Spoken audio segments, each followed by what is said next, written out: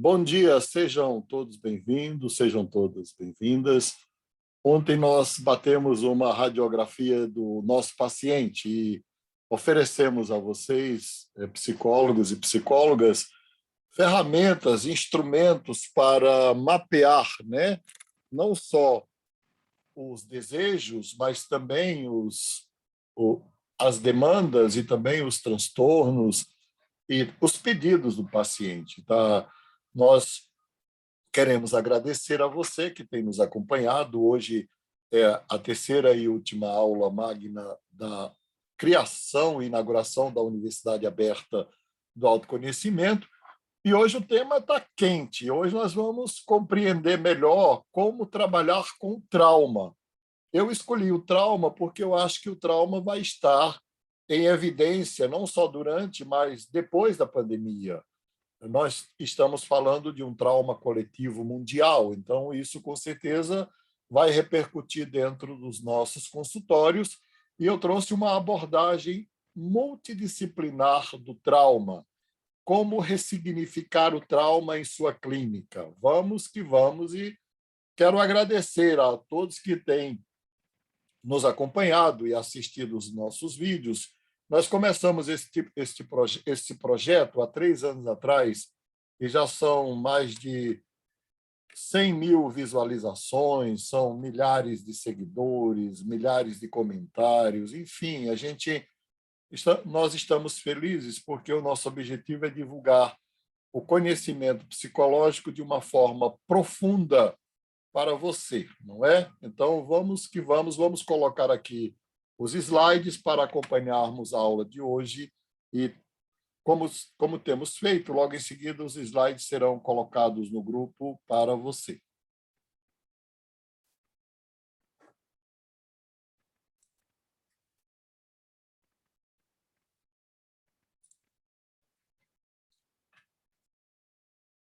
Faça a diferença na clínica. O trauma na psicoterapia, resiliência, ressignificação e superação. As pessoas têm uma compreensão do trauma ainda herdada pela grande contribuição que Sigmund Freud deu ao estudo do trauma, depois pela contribuição que Jung deu ao estudo do trauma transgeracional, mas o estudo do trauma avançou de tal forma que hoje é um dos temas mais importantes da neurociência, e eu vou trazer, como eu prometi para vocês, uma leitura multidisciplinar do trauma. O trauma é qualquer evento que abala a rotina, a existência, a integridade psicológica e, às vezes, até a integridade física do sujeito. O trauma está em evidência porque artistas do mundo inteiro têm denunciado o trauma e a mídia tem dado espaço para que as pessoas falem do seu sofrimento. Se isso é bom ou ruim, eu não vou julgar, mas o fato é que o trauma está em evidência. E durante muitos anos, as pessoas acreditavam que se elas esquecessem o trauma, elas teriam resolvido o trauma. Lê do engano, não esquecendo, haviam técnicas, inclusive, como existe ainda hoje, alguns hipnoterapeutas que acreditam que fazendo a pessoa esquecer do trauma, a pessoa estará livre do trauma. Pois bem, não é isso que acontece, nós vamos ver na aula de hoje. E eu não poderia dar esta aula sem prestar uma homenagem a este autor, O Mundo Interior do Trauma, Defesas Arquetípicas do Espírito Pessoal, do Donald Cauchy, que é o autor contemporâneo que melhor trabalha o trauma nessa perspectiva mais atual. E fica aqui a citação para vocês. Para quem ler em inglês, é The Trauma and the Soul. Eu prefiro a tradução em inglês, mas a portuguesa também... Eu prefiro a versão em inglês, mas a tradução portuguesa também atinge os seus objetivos. E aí, quando a gente pensa no trauma, com certeza a gente tem que voltar a Freud e pensar na grande descoberta que Freud fez. Qual foi a grande descoberta que Freud fez? Que o trauma ele pode habitar de forma secreta no inconsciente de todos nós. Todos nós temos lá nossos traumas, nossas vivências traumáticas, E a forma como nós lidamos com o trauma é muito interessante. Por exemplo, o trauma ocorre, nós estamos vivenciando ele, e a nossa consciência, o nosso hemisfério cerebral esquerdo faz uma leitura, a nossa amígdala faz um escaneamento da intensidade, da quantidade, da profundidade da dor que o trauma traz, e se a dor for muito grande, muitas vezes ele é jogado no hemisfério cerebral direito, a quem Freud chamava de inconsciente. E de lá ele causa. O trauma repercute, e é sobre isso que nós vamos falar na aula de hoje. O mundo interior do trauma. Então, o trauma no inconsciente ele continua vivo e ativo. E nós temos dois tipos de memória que trata do trauma, não é?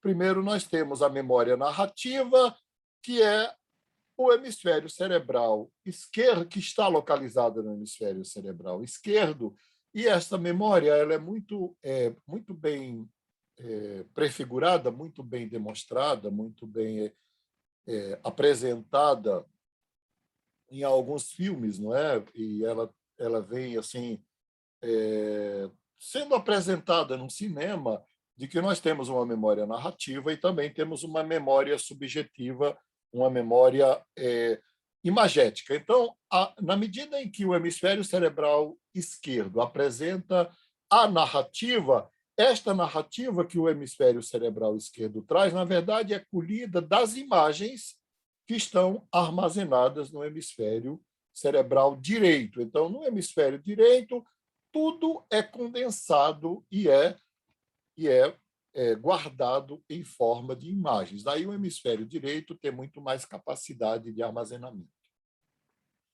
Mas nós vamos voltar a isso com a neurociência lá na frente. Agora o que nos interessa é o tempo do trauma, não é? O tempo do trauma. Então, quando a gente pensa no tempo do trauma, com certeza a gente tem que pensar em dois conceitos fundamentais, que é o conceito do tempo cronológico, que é o tempo da narrativa do hemisfério cerebral esquerdo, mas nós temos que pensar também no tempo presente, que no grego era o tempo do kairos, que era o tempo dos deuses. Pois bem, no hemisfério cerebral direito, tudo ocorre no presente. Tudo acontece no presente. Eu quero saber se estão ouvindo bem. Se tiverem, dê um alô aí no chat, por favor. Né? Então, veja bem, o trauma está registrado no presente, todas as imagens do hemisfério cerebral direito estão registradas no presente, o hemisfério cerebral direito desconhece o passado e o futuro. O passado, o presente e o futuro só é conhecido pelo hemisfério cerebral esquerdo. A pergunta que nós devemos fazer é: o que é o tempo futuro? E a resposta vai ser muito simples: é o tempo que virá. Se virar, ainda não era, e se não é, ainda não existe. E o que é o tempo passado? O tempo passado é o tempo que já foi. Se já foi, já não é, também já não existe. E o que existe, então, no inconsciente? No inconsciente existe o presente do futuro, o presente do passado e o presente do presente. Viu? O presente do futuro, o presente do passado e o presente do presente. Vamos dar uma pausa de 1 minuto para ajustarmos o som.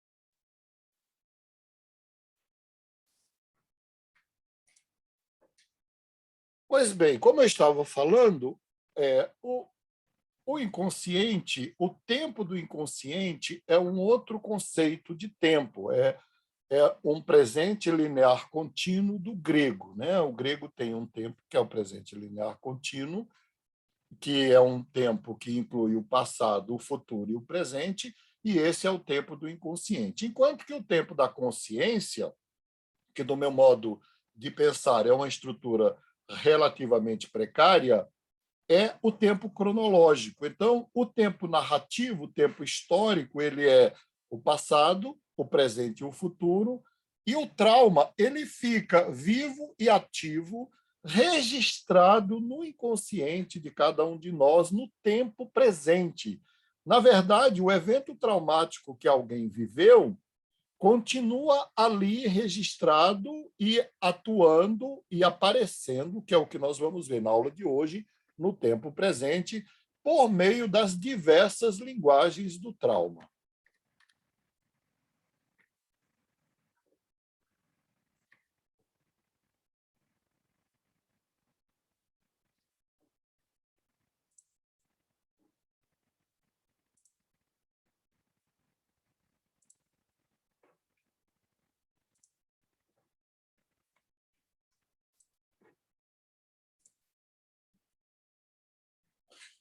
Então, eu citei aqui, eu tenho alguns autores citados aqui, por exemplo, quem primeiro percebeu isso foi Durkheim, depois Durkheim, o próprio Freud percebeu isso, depois Jung percebeu isso, não é?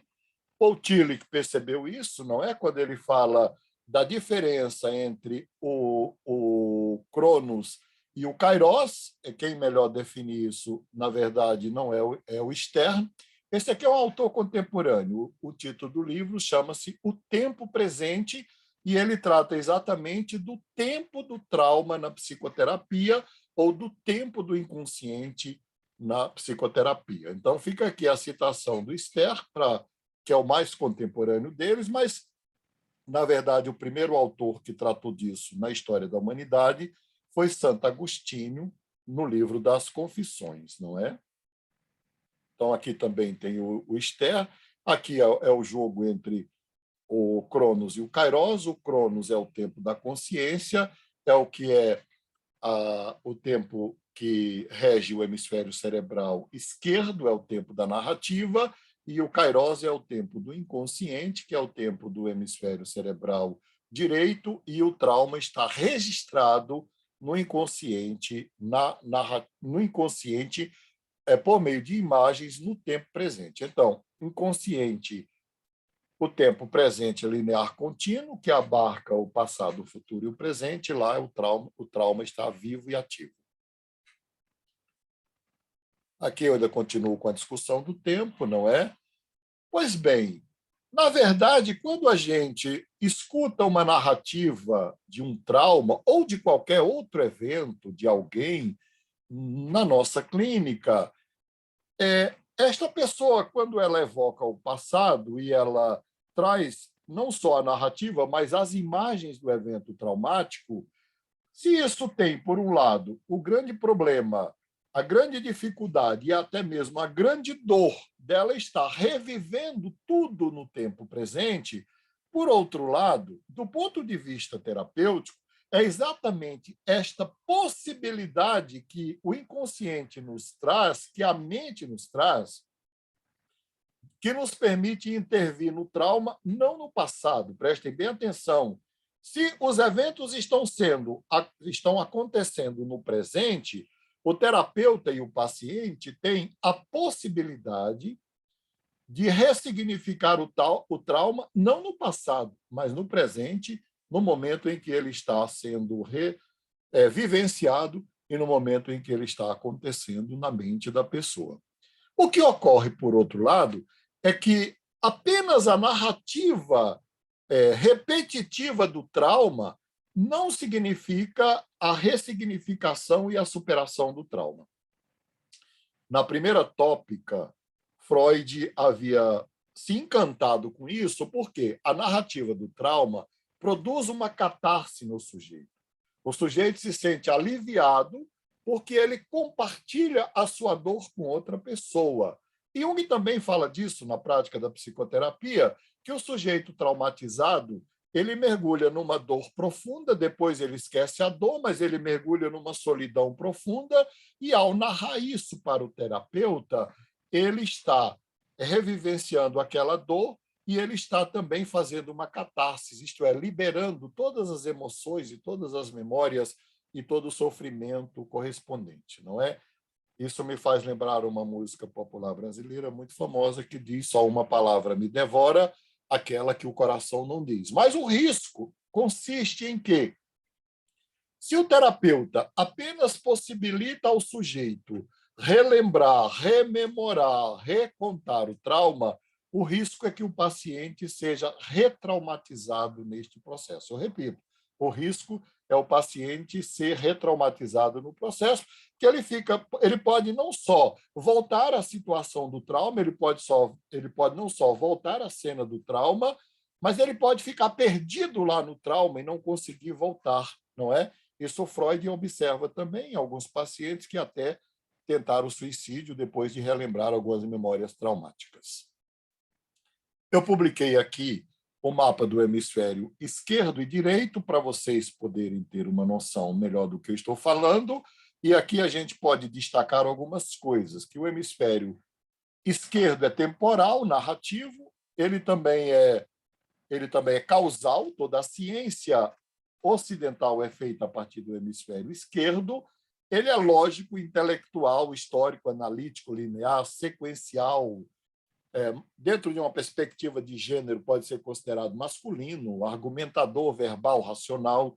E o direito é atemporal. Por quê? Porque no direito, na verdade, o que Freud chamava de inconsciente, que Jung chamava de inconsciente pessoal, é muito semelhante ao que a neurociência chama de hemisfério direito, não é? Então, vamos lá. Nós temos, então, no hemisfério direito, a diferença do esquerdo, é que ele é sensível, atemporal, eterno, receptivo, não linear, probabilístico, simultâneo, feminino, especial, intuitivo, irracional e espiritual. Bom, quem primeiro escreveu sobre o trauma foi Grodeck, que é um dos pais da psicanálise, pouco conhecido no Brasil. Ele escreveu 2 obras, Estudos Psicanalíticos sobre Psicossomática e O Livro Disso. O livro disso é fantástico, eu sugiro que vocês leiam, porque se o trauma continua vivo e ativo no inconsciente do sujeito, e o sistema nervoso central é um sistema entrópico em que tudo deve estar em equilíbrio, a vivência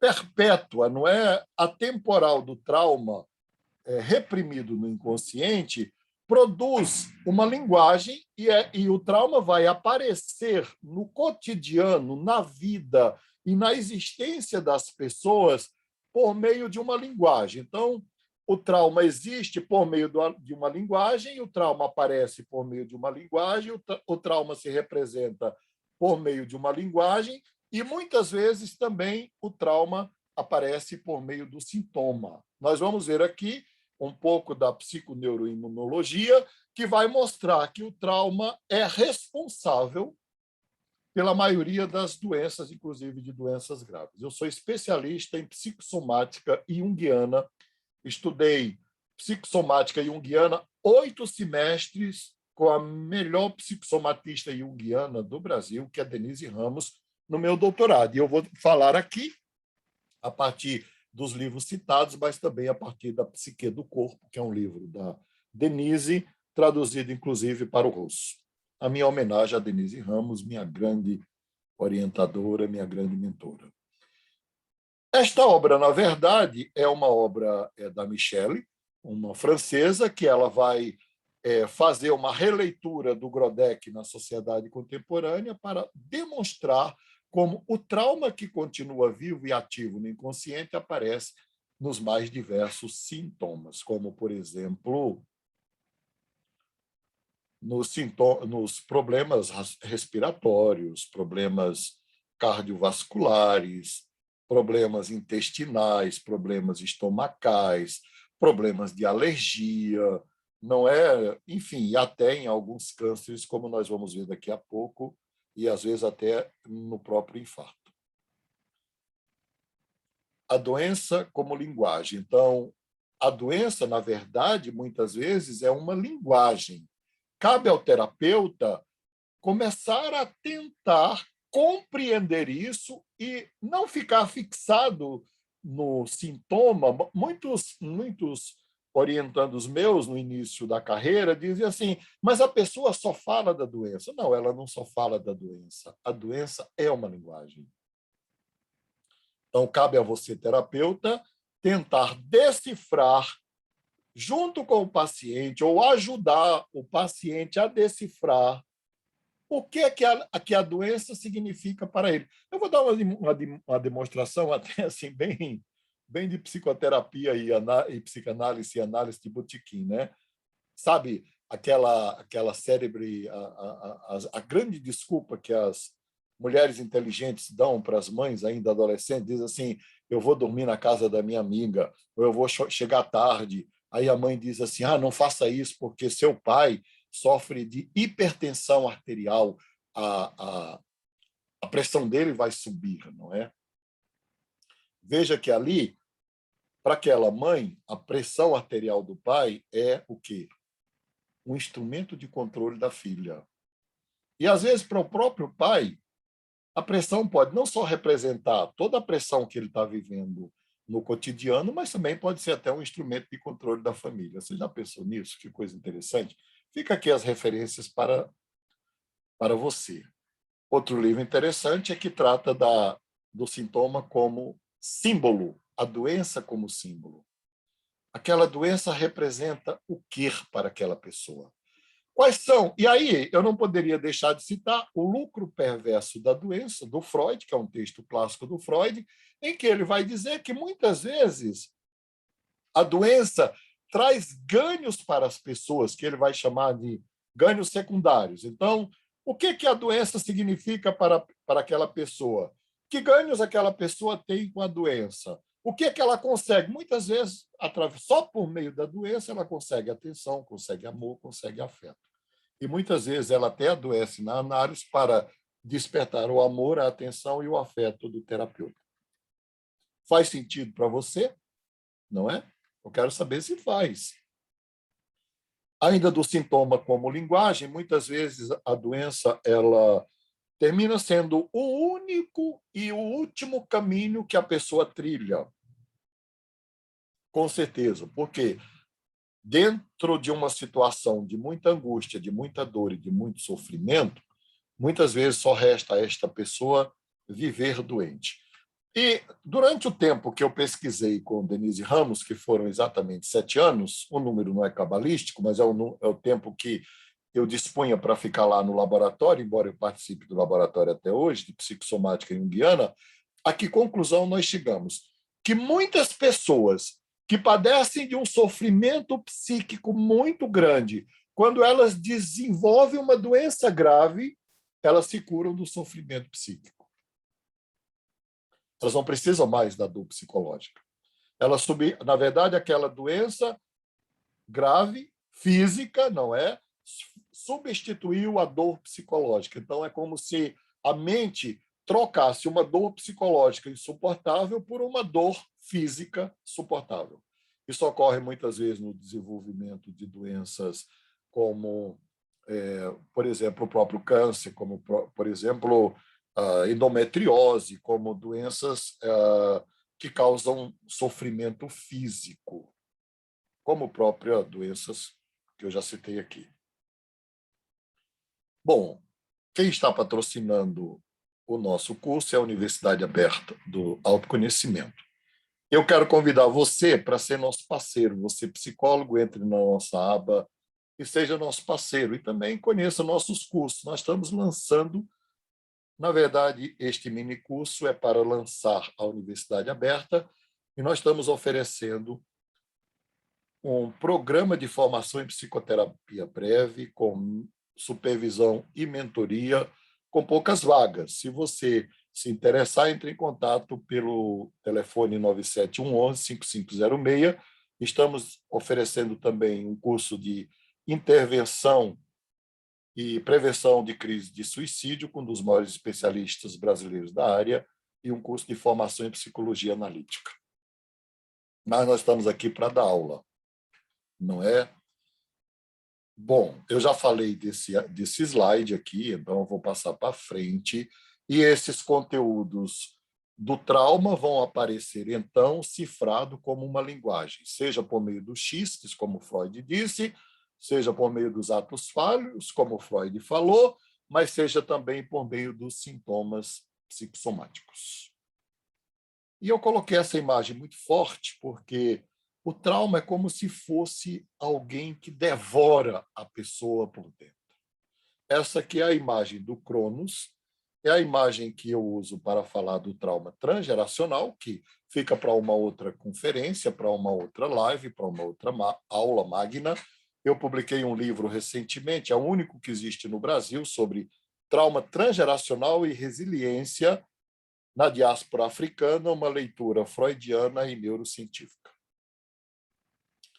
Veja bem, eu gosto muito da neurociência, eu tenho uma formação em neurociência, porque a neurociência ela atualizou tudo aquilo que era possível atualizar das teorias clássicas e descartou o que não tinha valor científico nenhum, não é?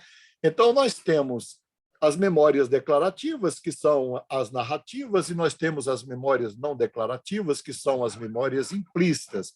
Como funciona? Tudo que nós vivemos fica armazenado no hemisfério cerebral direito. Vamos lá, vou dar um exemplo prático. Você está dirigindo e alguém te dá uma fechada. Isso a neurociência já mediu. Se você tiver até 7 segundos para fazer os cálculos e até 3 segundos para fazer a manobra, ao todo são 10 segundos, isso os próprios guardas rodoviários falam na televisão, você salva a sua vida e de quem está com você. Quem faz esses cálculos todos é o inconsciente, e o inconsciente joga na consciência os cálculos todos elaborados e a consciência faz a manobra que pode salvar a sua vida. Esse mesmo modelo pode ser usado para o trauma. O trauma que está lá é jogado na consciência o tempo todo por meio do sintoma, não é? Então, aqui está muito mais elaborado o slide. Então, você tem aqui a memória implícita, que é o que... A memória explícita, que é o que Freud chamava de consciência, e a memória implícita, que é o que Freud chamava de inconsciente, não é? Ela não é associativa, ela está, vamos dizer assim, ela não está adormecida porque ela está viva, ela só está reprimida e guardada no inconsciente. Quando um paciente conta um trauma, ele vai acessar uma memória do trauma e vai transformar a memória em narrativa. Se ele apenas transformar a memória em narrativa e não ressignificar, ele será retraumatizado. E aí, qual é o efeito do trauma na mente, não é? Na mente. Vamos pensar na mente como a estrutura mais extraordinária que o ser humano possui, que Freud descobriu e Jung aprofundou muito o estudo da mente. Agora a neurociência nada de braçadas no estudo da mente. Então, vamos lá. O trauma ele vai acionar exatamente a amígdala. A amígdala é uma estrutura que a gente vai ver daqui a pouco. Não é a amígdala, né? Eu já dei aula e um aluno no primeiro ano falou assim, professor, mas eu já tirei minhas amígdalas. Não, ninguém consegue tirar, porque se tirar a pé, fica um vegetal.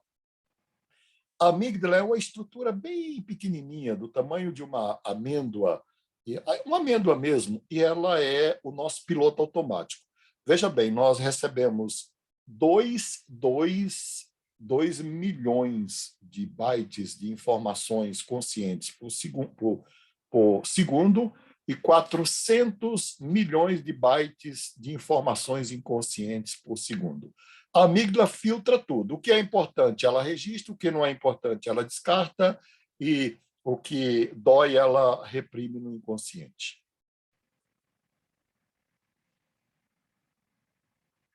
Bom, o que está reprimido no inconsciente altera todo o equilíbrio energético, não é? Porque vocês sabem, vocês estudaram na graduação e na pós-graduação, quem já fez pós-graduação, que o sistema nervoso central ele transduz, não é traduz, mas ele transduz informação em energia e energia em informação. Por exemplo, se eu tocasse no seu braço com uma agulha, o sistema, os nervos aferentes iriam levar para o seu hipotálamo o toque lá seria traduzido como dor e voltaria como informação de agulha. Isso é impressionante, não é? Pois bem, o trauma está lá dentro, ele já está instalado dentro da mente. Então, ele desequilibra o sistema nervoso central e ele vai afetar o hipotálamo, que afeta a hipófise, que é responsável pela produção dos hormônios mais importantes, que são, inclusive, reguladores dos outros hormônios, como, por exemplo, da adrenalina. Então, o hipotálamo é desequilibrado pelo trauma, ele desequilibra a hipófise, que desequilibra a suprarrenal, que desequilibra a adrenal, que desequilibra a produção de cortisol, que é o antibiótico e o anti-inflamatório natural do organismo humano. Então, no estado de choque, em estado traumático, ou sob o efeito permanente do trauma, o sistema imunológico do sujeito pode sofrer uma queda, e é uma pena que a aula não dá para aprofundar isso, mas a gente vai aprofundar isso em nossos cursos, e isso pode gerar inúmeras doenças, não é? Então, aqui, novamente, a representação aqui da amígdala. A amígdala, ela, depois de filtrar tudo isso, ela joga no inconsciente, do inconsciente vai para o tálamo, para o hipotálamo, que vai para a hipófise, que vai alterar a produção da suprarrenal, que é responsável pela produção da adrenalina. E você sabe que todos os nossos hormônios têm que estar em equilíbrio, assim como a energia do sistema nervoso central, porque rompendo o equilíbrio energético e rompendo o equilíbrio hormonal, nós podemos desenvolver doenças facilmente. Aqui está a representação física da amígdala, né, que está aqui em vermelho, na verdade, não é? Ela é bem pequenininha, então isso é só para lembrar para vocês, é que ela, na verdade, é que mantém o equilíbrio emocional de todos nós. Bom, e aí, o trauma geralmente gera uma condição de estresse, que é o que todos nós vivemos agora, durante o isolamento social e também durante todo o processo da pandemia. E uma situação de estresse altera a produção de cortisol. Inclusive, só para título de ilustração, a Raquel Yerhudá, que é uma grande neurocientista neuroepigenética da Universidade Hebraica de Jerusalém, ela desenvolveu uma pesquisa durante 20 anos, dizendo que o trauma, quando ele tem uma dimensão coletiva e se torna transgeracional, ele vai alterar a estrutura de DNA responsável pela produção de cortisol até pelas próximas 4, 5 ou 6 gerações. Bom, e aí nós vamos ter, sob o efeito do trauma, o que é muito comum, não é? Que é a síndrome de estresse pós-traumático. Além do que, o trauma produz, veja bem, o desequilíbrio no eixo HPA, o desequilíbrio na amígdala e o desequilíbrio do cortisol, eu estou colocando uma linguagem bem simples para não complicar, vai produzir o quê? A reação de ansiedade. Porque o que é uma reação de ansiedade? É uma descarga desequilibrada imensa de adrenalina na corrente sanguínea. Então, o sujeito começa a ter crises de ansiedade ou pode desenvolver crises de pânico generalizado a partir do desequilíbrio do eixo HPA, como também pode sofrer de depressões ou de estados depressivos, que não são as depressões de grande mal, isso também pode ficar para uma outra aula, ou nós vamos dar isso no curso também, mas nós vamos ter, então, aí aquilo que Freud chamava de depressões reativas, não é?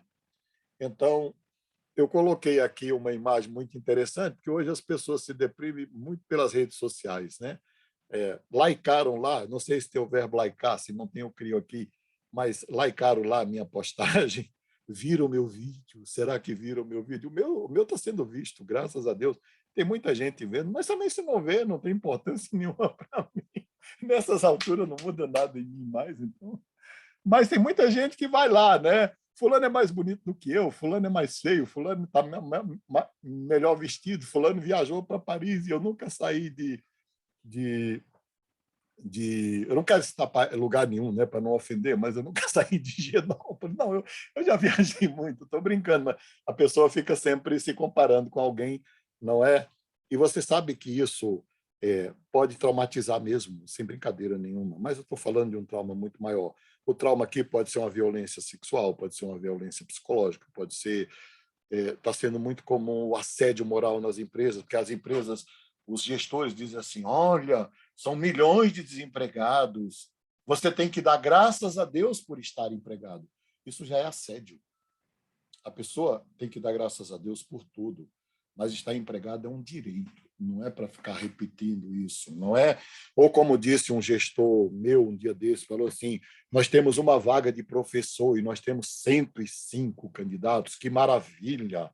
Não é uma maravilha, isso é lamentável, isso já é assédio. Então, o assédio na empresa, o assédio dentro de casa, às vezes também, eu já tive muitos casos que eu atendi em que a pessoa não foi traumatizada, mas ela estava na cena do trauma. E isso já é trauma. E eu destaquei aqui como exemplo de trauma a síndrome do coração partido. A síndrome do coração partido, o título é poético, né? E tem, vocês jovens costumam colocar lá nos emojis, acho que é assim que fala emoji, né? Coloca lá, você partiu meu coração, não faça essa desgraça. Não faça isso, por amor de Deus. Não faça isso, sabe por quê, gente? Olha, um médico japonês na década de 70, ele observou o quê? Que muitos jovens executivos tinham paradas cardíacas e morriam do nada. E eu já presenciei isso também, infelizmente, né, ou felizmente. E pessoas que não tinham problemas cardíacos, não tinham entupimento da coronária, não tinham arritmia, não tinham nada, não tiveram, não se drogaram, não fizeram nada que pudesse, vamos dizer, não tomaram overdose, não fizeram nada que pudesse causar uma parada cardíaca. E esse médico chamou isso de síndrome do coração partido, e ele começou a pesquisar, e ele descobriu que aquelas pessoas que tinham paradas cardíacas, a maioria absoluta delas haviam sofrido um trauma muito grande nos 2 anos que precederam aquele evento de parada cardíaca. Isso também você vai encontrar em muitos desenvolvimentos de cânceres. Vamos lembrar do modelo com o eixo HPA afetado, o cortisol é afetado, o sistema imunológico é jogado lá no pé, lá embaixo, e facilmente uma doença pode ser desenvolvida, e doença grave, e até parada cardíaca. Se alguém tem dúvida, procure na internet a síndrome do coração partido. Eu acho que eu gravei um vídeo sobre isso também.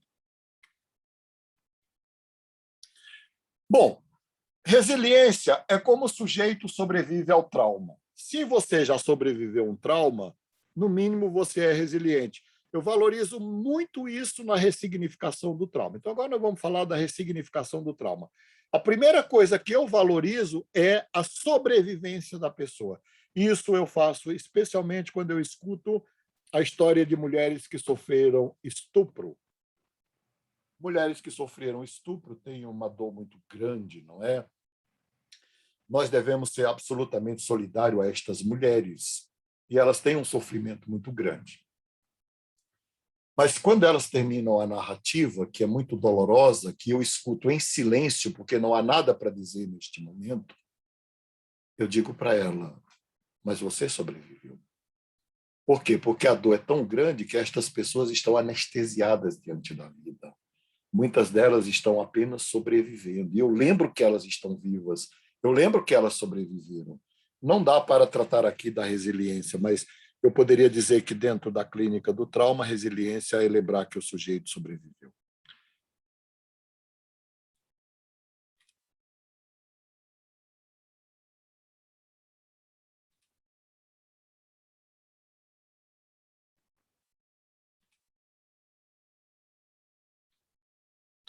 E ressignificação, indo para o final da nossa conferência, não é? Muito obrigado a você que já ficou até aqui. Ressignificação é uma nova percepção do trauma na clínica psicológica.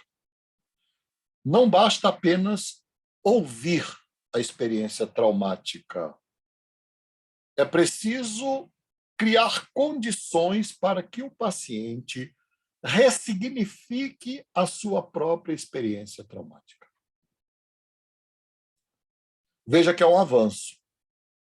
E aqui eu não poderia deixar de prestar uma homenagem a Milton Erickson. Milton Erickson, um grande psicanalista.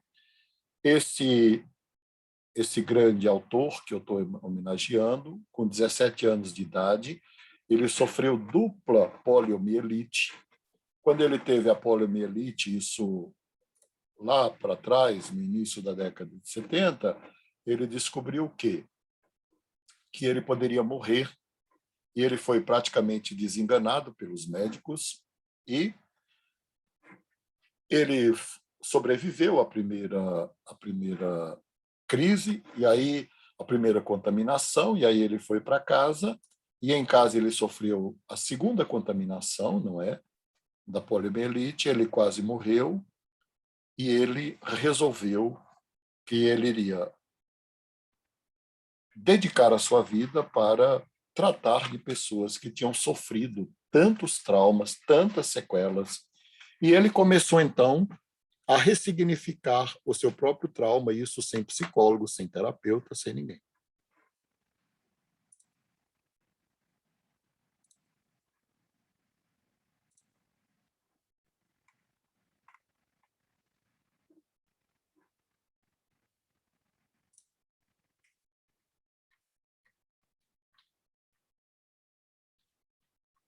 Então, agora nós vamos falar sobre a ressignificação do trauma.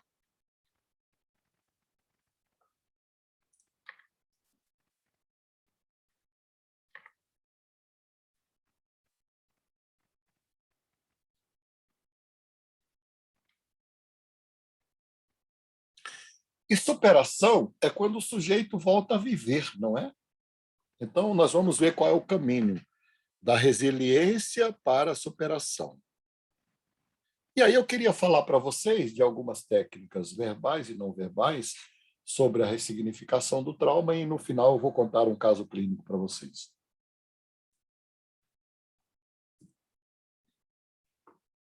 Bom, primeiro as técnicas verbais. Então, a livre associação verbal do Freud, com certeza, é uma técnica extraordinária para a ressignificação do trauma. Mas não basta apenas ouvir, não é? Se você trabalha apenas dentro do modelo psicanalítico, parabéns, é um modelo consagrado, extraordinário, mas ao ouvir o trauma, né, que deve ser ouvido em silêncio, com absoluto respeito à dor do outro, absoluta compaixão, absoluta empatia, absoluto acolhimento. Às vezes, naquele dia, dependendo da dor, como no caso do estupro, do abuso sexual, ou da perda de um ente querido, a única coisa que você tem que fazer é acolher e acolher em silêncio, talvez não dê nem para intervir, mas se é um trauma mesmo, a pessoa vai trazer esse trauma depois, e talvez uma das perguntas que você possa fazer é o que ele faria, não é? Diante daquela circunstância que ele viveu novamente, o que ele faria hoje. Então, a pessoa fala lá, olha, eu passei por isso, por isso, por isso, por isso, por isso, fui imobilizado, fui abusado, enfim, ou não é só traumas sexuais, de repente a perda de um ente querido de forma abrupta, como está ocorrendo agora na pandemia, e a pessoa fica sofrendo, se sentindo culpada, ela não tem culpa nenhuma, não é? Mas se sentindo culpada e dizendo que não fez o que devia, e repetindo isso, repetindo isso, repetindo isso, dizer que ela não tem culpa não vai ajudar, porque ela se sente culpada. Mas uma pergunta que ajudaria é dizer: o que você faria hoje se vivesse isso de novo com a mesma pessoa? Descreva para mim como você agiria. O outro ponto que eu acho que deveria ser utilizado aqui para ajudar a elaborar o trauma dentro do modelo verbal é a interpretação, não é? A interpretação. Como a pessoa conseguiu sobreviver, resistir e reconstruir a vida a partir do evento traumático e como esta pessoa hoje, não é lá, é hoje, como ela mesma interpreta tudo aquilo que ela viveu. É uma nova interpretação, não é? Vocês estão entendendo o que eu estou falando? Que é preciso não apenas ficar preso no porquê lá do passado, do trauma que aconteceu, mas colocar o para quê. Qual é o sentido da dor? Qual é o sentido do trauma? Qual é o sentido do sofrimento e como esta pessoa reinterpreta a dor, o trauma e o sofrimento hoje? E a elaboração, que é muitas vezes, existem dores que não têm cura. Absolutamente não tem cura nenhuma. Por exemplo, eu perdi pai e mãe assassinados entre 7 e 12 anos. Fiz 12 anos de análise com grandes analistas. A minha dor tem cura? Não tem cura. Então, por mais incrível que pareça, muitas vezes é preciso fazer o paciente perceber que ele terá que conviver com aquela dor. Bom, a técnica que o Erickson desenvolveu, a primeira técnica que ele desenvolveu, que eu queria trazer para vocês aqui, é a técnica do diálogo interno. Você sabe que uma pessoa traumatizada, ela carrega muitas vozes dentro dela mesma. Então, cabe a mim fazê-la perceber que não só existem outras vozes dentro dela, além das vozes da dor e do sofrimento, como se essas vozes não existirem, mesmo que essas vozes não existam, ou quando essas vozes não existem, cabe ao terapeuta ajudá-lo a criar essas novas vozes. E a gente usa muito para isso, por exemplo, algumas técnicas. Eu não vou falar aqui na ordem, mas eu vou sair do diálogo interno exatamente para o transe ericksoniano, que é um transe utilizado por meio do storytelling, né? Nós utilizamos muito o mito, utilizamos muito a parábola, utilizamos muito a fábula para ressignificar o trauma de alguém. Por exemplo, o sujeito senta e diz: doutor, eu sofri muita violência na escola quando era criança, o que hoje se chama de bullying, né? E eu era o patinho feio da escola. Isso me trouxe muito sofrimento, muito tormento, não é? E aí eu falo para ele: mas vamos reler a história completa do patinho feio, porque você ficou parado só na metade da história. E eu faço com que ele interprete a história toda, e não apenas a metade da história. Então, nós usamos muito no transe ericksoniano, que não é hipnose, né? Exatamente a possibilidade do sujeito continuar a história para um desfecho feliz, que Jung chamava de imaginação ativa.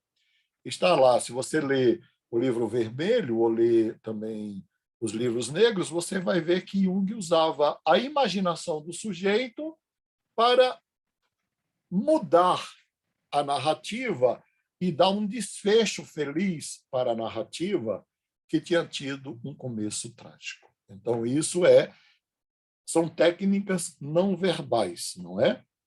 Então, o diálogo interno, que é a conversa que o sujeito tem com ele mesmo, porque as vozes que você escuta, que foram plantadas dentro de você a partir da experiência traumática, segundo o Kauchet e o Milton Erickson, equivale a um autotranse, equivale a uma auto-hipnose.